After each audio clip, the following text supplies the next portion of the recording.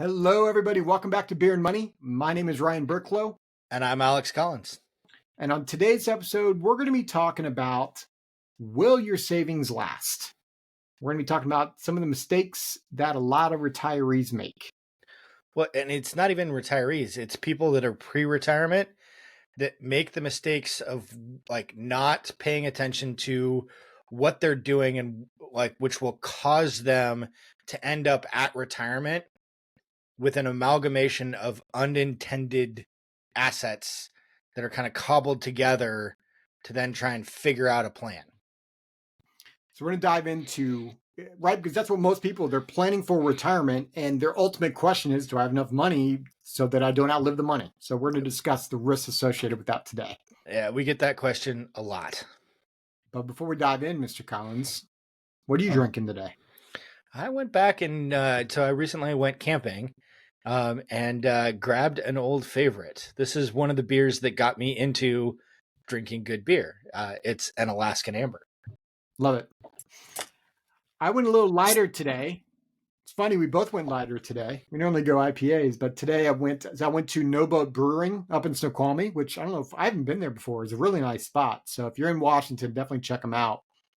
And I got the Alita. It's a Vienna lager, which I'd never had before. It was quite tasty. It was 85 degrees yesterday, so it was a really nice beer. That is a perfect beer for a warm summer day.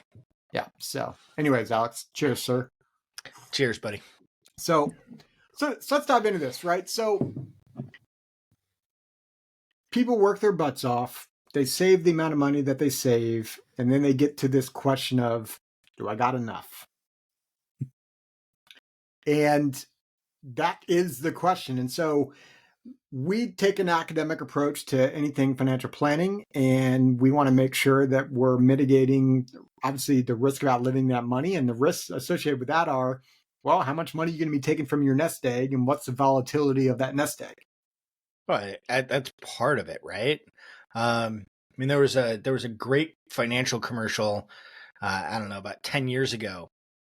And they were role playing, and the king was talking to this person who was pitching him something. And the king goes, so let me get this right. Your suggestion is to load a whole bunch of gold onto this catapult and just fire it at our problem? And the guy's like, yeah. So you want me to just throw money at the problem? Got it. And like that's what most people are doing here, is they're asking the question, how much do I need? And they're just being told more is better. And they're not being told anything about the difference of okay, where that money goes and how that money works and what it does in terms of the interactions on the rest of your balance sheet. All of that stuff matters, and it matters a lot. So this is something that's just totally glossed over in our industry. So on that note, a tool that Alex and I utilize, a new calculator that has come out that we absolutely love. A lot of the work that we do, we help mold and develop these calculators. And something came out, another version of the Monte Carlo simulation. If you don't know what the Monte Carlo simulation is a calculator that essentially spits out a failure rate. What percentage of the time will you outlive your money given the parameters that you put into the calculator? And so we're going to go over that today. Alex briefly saw it, so he hasn't really kind of experienced it as much as I have. Alex is out camping with his family. So we're going to kind of go through this live with everyone. So if you haven't checked us out on YouTube, today's definitely a good time to jump on the YouTube. So if you're in your car listening to us, bookmark this one, go check out the YouTube. We'll put the link in the show notes because I think that's going to be a key piece for today. So without further ado, Mr. Collins, let me jump into the screen here. Yeah, and I've barely seen this calculator, so we're going to have Ryan roleplay as the advisor and me roleplay as the client, because I haven't had a chance to really see it or play with this calculator. So, Alex, right? What we've been looking at here is what you've been on pace to accumulate, right? And if everything works out the way that we hope it works out with a relatively, moderate rate of return number that we put in there, a conservative number, you're looking at getting to like a $4 million nest egg number. Okay. Sure. And so let's just pretend you're 65. Let's just pretend you never met myself or Alex. So you're 65 years of age. You're thinking you're going to retire. You've gotten to that $4 million nest egg. Okay. So $4 million is sitting there. So my first question is the $4 million, where exactly is that money? Meaning, is it invested in the stock market with like stocks and bonds? Is it all in cash? Like, where is that money? No, it's definitely not all in cash. I would say the vast majority of it is in like a, think of your traditional 60% stocks, 40% bonds type model that's designed to be sustainable in retirement. Perfect. So we're going to do that. Actually, it's probably going to be one step up from conservative. Okay, so we'll do moderate. Moderate. Right? Moderate for you. It's a moderate portfolio, okay? So that average portfolio rate of return is 9%. Okay? Now, keep in mind that's average. Some years it's going to be way higher, some years it's going to be way lower and possibly negative. Right? But this is the portfolio that you're saying you're going to be in. So, my next question for you is, from the income perspective, we've already discussed, like, if this is in that 401k or that moderate portfolio, you probably were planning on some sort of interest only approach. Meaning Yeah. you're going to be doing like the 4% rule. And for those of you that are listening, if you don't know what the 4% rule is, it's a rule of thumb of you can take 4% of your nest egg and have a relatively low risk of outliving your money. So 4% of 4 million is 160, Alex. Yep. So $160,000. Now, my first question for you is, do you want to keep pace with inflation? Yes. Yeah, stupid question, I realize, but we're just make sure we put all the numbers in. So 3% inflation, or do you want a higher percent? Let's start with 3. Let's start. Okay. It's definitely not lower. Let's start with 3.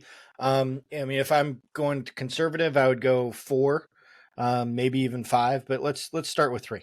Okay. And this $4 million, correct me if I'm wrong, I mean, most of this money has been in your traditional 401k. So most of this is going to be taxable. Is that accurate? What we're seeing out there, yes. I mean, my personal position, it's more mixed, but yeah, let's go with mostly taxable, and presumably we're going to have some other source of income, Social Security or something of that nature. Sure. Yeah. So let's put taxes, Ryan, at say 15%. Okay. So 15% tax rate. And then again, the $4 million, it's invested. So there's fees on those investments. Are we good with using like a 0.5% investment fee? Let's use 1%. And 1% is kind of the gold standard in the industry. Now that's 1%. This is 1% all in. Most of the time, advisors charge 1% by themselves. Depends on how we're structuring it and a bunch of other factors, but let's just use 1%, right? Okay, 1%. So what I'm going to do, go down here, Alex, is I'm going to show you the failure rate. So given the parameters we just did, you've got a $4 million nest egg. It's going to take $160,000 out per year with inflation. So every year will go up by 3%. You're in a moderate portfolio. Oh, you're going to have taxes at 15%. So you're going to be taking 160 plus the 15% in taxes, 1% fee. And again, we're going to analyze, will you outlive your money over a 30-year period of time? So this takes you out to age 95. Yeah, so this is no longer the 4% rule because we're taking 4% plus taxes. Yep. Okay. So we're going to hit calculate here, and it's going to spit out a failure rate. So as we hit calculate, scroll down. So here's what this looks like. And you've got a 23% or 23.5%, I'm rounding slightly up, chance of outliving your money. And you can see there's an average ending value of 5.7. That's the blue line here. This is just the average of all of these other different iterations. So this Monte Carlo simulation does 1,000 different iterations of what the market could do over this 30-year period of time.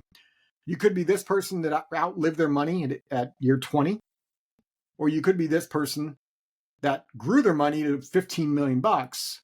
And the blue line is the average of all these lines. Okay?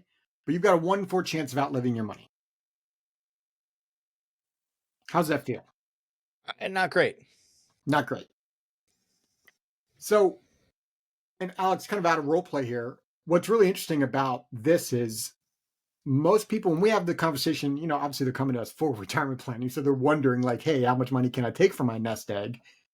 But they don't even realize that a lot of people, they're on this plan. They're on this plan of let's grow my wealth and focus on rate of return to this X number. I get to retirement. I'm going to leave it in the market, but I'm going to take less risk. So I'm going to have more bonds and stocks. And I'm going to take some amount of money out of the nest egg. Not understanding the risk that they're taking, which is what we're trying to show them. So that's scenario one. So now let's create an alternate scenario. So at the same $4 million, Alex, okay, what if we did something slightly different? I like doing things slightly different. So if we did $2 million and that's in a portfolio that's in the market, okay? And we put $1 million in a portfolio that is outside of the market, meaning it's not correlated with the market. It doesn't have the ups and downs, okay? And we've got some life insurance in place in retirement, all that kind of fun stuff. And the rate of return on that money is going to be 5%. And we've got this death benefit of $1 million with the life insurance there. So this $1 million is not correlated with the market. It's accessible. If there's $1 million of assets, wouldn't the death benefit be more than $1 million? Let's just leave it at $1 million for now. Okay. $1 million of assets, 5% return. This money is there for the purpose of if the market's down, your $2 million up top here. If the market's down, now you've got money here that you can pull from rather than pulling from the money that's down. Does that make sense? Yeah, this is the true liquidity concept that we've gone through once or twice. Yeah. Yep. And one, like, so many people will talk about, oh, well, you're timing the market. No. We're not forward looking. We're not guessing. We're looking backwards and saying, did the market go up? If the market went up, we'll take market assets. If the market went down, we won't take market assets. Yep. And then I'm going to take another $1 million. So there's the 4 million, the 2 million in the variable account, 1 million in the true liquidity account, and $1 million. And we're going to purchase an annuity. That $1 million annuity is going to kick off $70,000 of income per year. So when you say annuity in this situation, what you're saying is an income annuity, like a guaranteed income stream starting immediately for life. Correct. Cool. Okay. Now we're going to put the same parameters, 3% inflation, like you said up top, 15% on taxes, fee at 1%. Okay.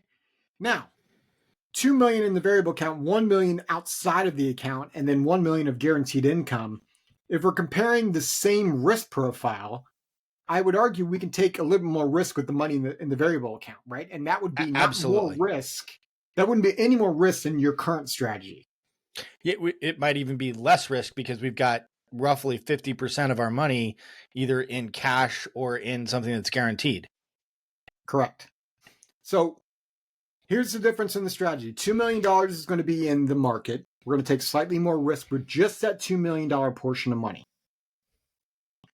We've got $1 million not correlated with the market. And then we've got $1 million that turned on an income stream of $70,000, almost $71,000 per year guaranteed for your life. Okay. And we're going to do the 3% inflation, right? 160 of income, just like up top. Now we're going to calculate and we're going to compare the two. So here's what's interesting. Same assets or same $4 million figure. You went from 23% failure rate down to less than 15% failure rate and an average ending value of $200,000 or more. So we're not even accounting for stuff correctly, and it's already significantly better. And this is where I think a lot of people get lost. I think where they get lost is this. Well, if the $4 million in the current strategy over here is in the market, well, then I can the higher chance of that money growing is going to be obviously higher because I've got more money in there. They're not correlating it with you also have $4 million that can lose money now. But I mean, this becomes a like sequence of return risk conversation, and it's they're still looking at it through the lens of accumulating funds, not distributing funds. And accumulating and distribution are night and day different, because if you're accumulating and bad stuff happens, no worries. You just stop accumulating for some period of time, and like your money's going to keep going, bouncing around, doing whatever the market's doing. And ultimately should, if the market's working properly, go up over time. However, if you're coming down the mountain, you're distributing assets, we don't have a choice as to whether or not we take the 160. We have to take the 160 or something. It might not be 160, it might be 120, but we have to pull money out of the market in order to live. Yeah, we don't have flexibility. The alternate strategy we've created really ultimate flexibility. We've got money in the market because we want to capture the rate of return. We want money there. We're not against that. 100%. But we also want money outside of the market so that if the market's down, we have the flexibility to pull from a different asset. So we don't have to touch the money that's down. And then lastly, we've got this guaranteed income stream coming in the door that we can always count on. And that guaranteed income stream in this example, I mean, Alex is paying a 6.75% rate of return essentially on our $1 million, guaranteed for life in this style of an annuity.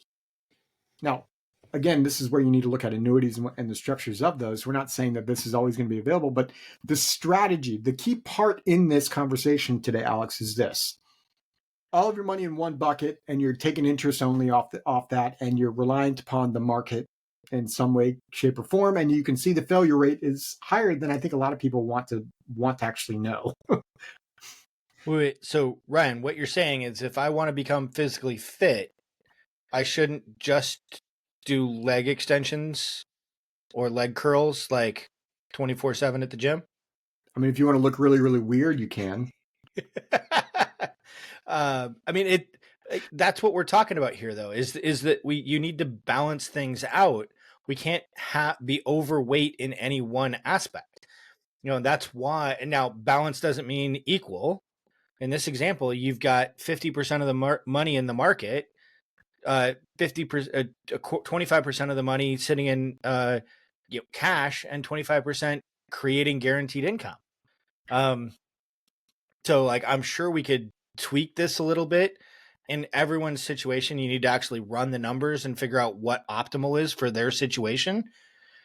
But the point, the very easy point to grasp out of this is by using different components and putting them together, we're going to maximize the benefits of each component and minimize the amount of damage or the negatives that come along with that component. If we put it all in guaranteed income, it wouldn't work well. We'd have zero flexibility. If we put it all in cash, that wouldn't work well. We wouldn't get enough rate of return. If we put it all in the market, well, we see exactly what that looks like. We can't do all of any one of these different things. It takes figuring out what the right mix is, and that is a nuanced answer. So, Alex, I think you summed it up, right? Like the traditional approach, while oftentimes it can work, it's not ideal. It's probably a lower income stream, higher taxes, right? It's not as flexible versus bringing strategy to the table and understanding how money comes together to turn on an income stream is a vastly different conversation and vastly different approach from accumulation of wealth. Which takes us to our next episode. We brought up taxes in this conversation where we put it at 15% on both sides. Alex and I have already recorded episodes of where we can mitigate tax strategies. So imagine we can bring this tax rate down to 10% with strategy, which we've actually already done here. We just didn't illustrate it. Well, and Ryan, I don't know if you saw in the new update, but in one of the calculators that we use a lot, I did You see can it. now Yeah. actually use, instead of using a static rate of return, or a static tax rate rather, you can actually build it in using the current tax tables to get an idea as to, well, okay, how much is the difference and what does that look like? And so we can run that example and then build that in here to take a look at, like, okay, well, if we use our different tax strategies and we wind up creating some tax advantages here, well, let's measure that. And we, like, here we're not going to be able to be super specific, because like this is looking at it from a concept standpoint, and we don't have the ability of going, oh, the tax rate is 12.5. Now we get 10 or 15. But we can go ahead and take a look and say, okay, well, if we're gaining about 5% tax efficiency, that's the difference between 10 and 15. So that's going to be our next episode. So we hope this one was good. Like, this one sets the stage for the next couple episodes here. And the big takeaway we're hoping is coming across is strategic planning is very important when it comes to retirement planning, right? Relying upon the market, the rate of return, which is what the current strategy is essentially doing. Because when you have a negative down year, it hits you hard. So if you're only relying upon rates of return being positive, you're setting yourself up for possible financial failure, which isn't what people want. When this is not a bash session on the market. The market is awesome, and we need the market. We can't have complete reliance upon any one aspect, such as the market. So if you got any questions from this episode, head over to beerandmoney.net, and at the top of the page there's a contact us. That's where you can reach out to us with any questions on this. If you have something you're like, well, what about X, Y, or Z, Alex or Ryan, bring it up. In our next episode, we'll go over X, Y, or Z if you have questions on that. If this hit home and you're like, man, I have not thought about retirement planning, I've not thought about these variables, and you want to possibly discuss that with us, contact us is a great spot. Or if you just want to get your own financial scorecard, in the link of our show notes, there's a spot where you can actually click on the link and get your own financial scorecard. Alex and I don't get any of those details, just so you're aware. It's its own website. You get your own scorecard. That way you can see where you currently look. We hope this episode was valuable for you. As always, Mr. Collins. Cheers.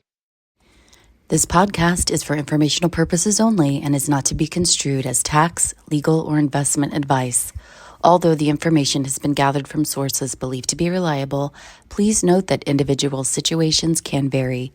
Therefore, the information should be relied upon only when coordinated with individual professional advice. Guest speakers and their firms are not affiliated with or endorsed by Park Avenue Securities, Guardian, or Quantified Financial Partners, and opinions stated are their own.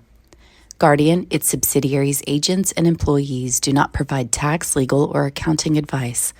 Consult your tax, legal, or accounting professional regarding your individual situation. All investments and investment strategies contain risk and may lose value. This material is intended for general public use. By providing this content, Park Avenue Securities, LLC is not undertaking to provide investment advice or a recommendation for any specific individual or situation, or to otherwise act in a fiduciary capacity. Please contact a financial representative for guidance and information that is specific to your individual situation. Ryan and Alex are registered representatives and financial advisors of Park Avenue Securities, LLC. OSJ 200 Market Street, Suite 1850, Portland, Oregon 97201. Phone number 503-221-1226. Securities products and advisory services offered through Park Avenue Securities, member FINRA, SIPC. Financial representatives of the Guardian Life Insurance Company of America, Guardian, New York, New York. Park Avenue Securities is a wholly owned subsidiary of Guardian. Quantified Financial Partners is not an affiliate or subsidiary of Park Avenue Securities or Guardian. Ryan Burklo, CA Insurance License Number 0K24924. Alexander Collins, CA Insurance License Number 0H24806. 8175216.1, expiration July 2027.